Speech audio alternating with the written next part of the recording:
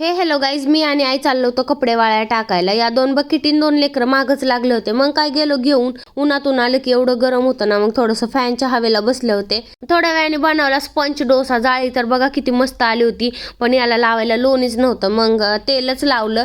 इडली शिल्लक राहिली होती. म्हटलं काय करायचं इडलीचं, म्हटलं चला इडली फ्राय करूया, भरपूर दिवस झालं खाल्ली नाही. मग तव्यात तेल टाकलं, त्यात चटणी टाकली. कॅमेराच्या नादामध्ये ना हळद टाकायची लक्षात ना, जिरी मोहरी टाकायची लक्षात. मग म्हटलं जाऊ दे, असं पण छान लागतं. नंतर ना त्याच्यामध्ये हळद टाकली आणि मिक्स करता येत नव्हतं म्हणून कंटाळून ना कॅमेराच बंद केला. मिक्स वगैरे केलं, ताटात काढून घेतलं. बघा माझा मेनू रेडी झाला होता. किती छान ताट दिसत होतं. त्याला ना नुसतं बघावंसंच वाटत होतं, खाऊसं वाटतच नव्हतं.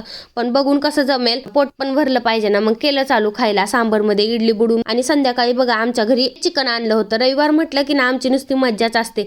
मग काय रश्श्यामध्ये भाकर चुरून मस्तपैकी खाल्ली. तर चला भेटूया नेक्स्ट व्लॉगमध्ये. बाय.